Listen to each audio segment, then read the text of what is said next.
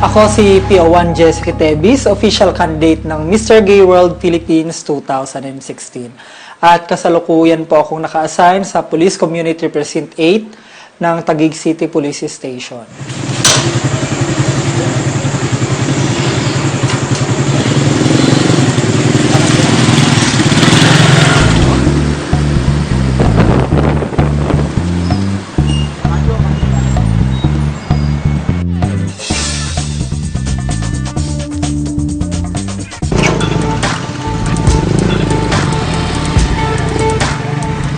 Noong una, hindi ko alam kung anong papel ko sa buhay.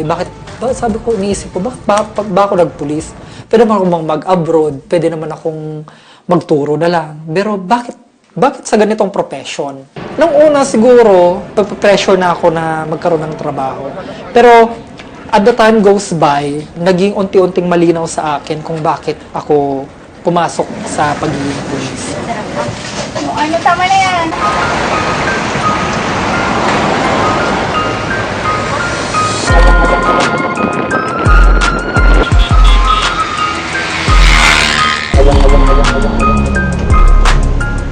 Sasabihin kasi na kapag bakla, parlorista, nagme-makeup, loud, malalande. So sabi ko, it's about time siguro na may isang lumabas at ipakilala ang kanyang sarili na isang bakla siya na hindi natatakot. Hindi ito para ayayayain din ang mga iba na maging bakla din. Ang aim ko lang is para ipakita rin na hindi lang kami basta ganitong tao, na hindi lang ito yung kaya namin gawin, na may mga ibang bakla na kayang gumawa rin ng mga bagay na mga lalaking pantrabaho. Meron kayong sir? ID? Hindi lang kami puro pagpapaganda lang, kendeng-kendeng lang. Kaya din namin maging leaders. Kaya din na rin namin maging warriors. Kaya naming magpatupad ng batas. Kaya naming humuli ng mga kriminal. Thank you, sir. Thank you. Wala kasi siyang picture, so dapat meron kang backup ID. So, nag-conduct po tayo ng offline setup para i-check yung mga dumadaan na mga motorcycle, kung legitimate ba na may-ari sila. Kasi ngayon napakaraming motor nap na nagaganap. So, kailangan nating i-check kung meron silang rehistrado, kung registered yung nila, yung mga motor nila, o kung meron silang driver's license.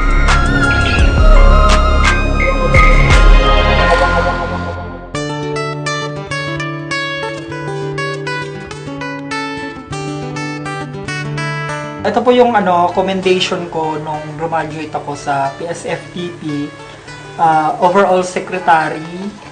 Tapos ito ho, sa overall class namin, 369 police trainee, pang-anim po ako. Tapos sa company po namin, number 1 po ako sa subject proficiency. Tapos number 1 din po ako sa company ko, Hawk Company. Nag-number 1 din po ako sa academic proficiency.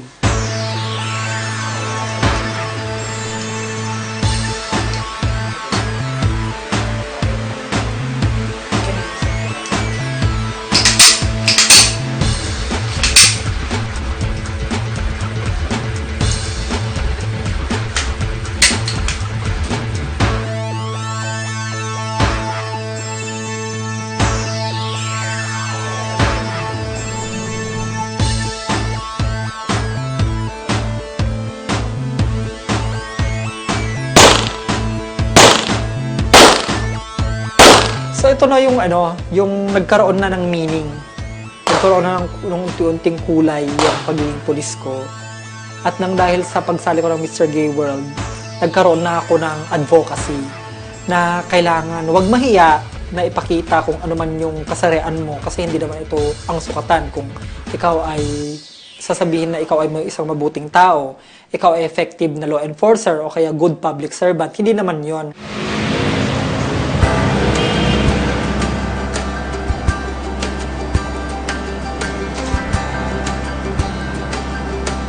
I'm Police Chief Superintendent Oscar David Albayalde.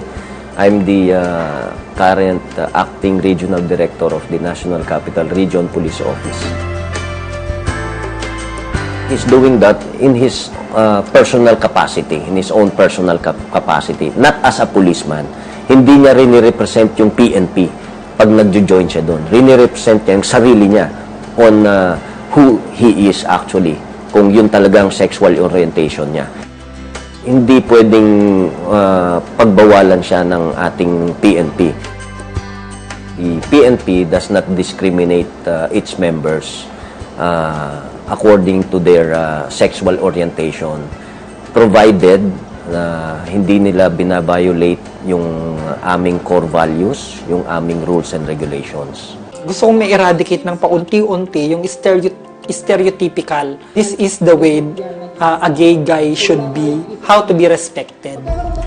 Kasi, very loud kasi, kapag sinabi bakla, very loud. So, kailangan ko namin isang tabi yung notion nila, yung label namin na effeminate,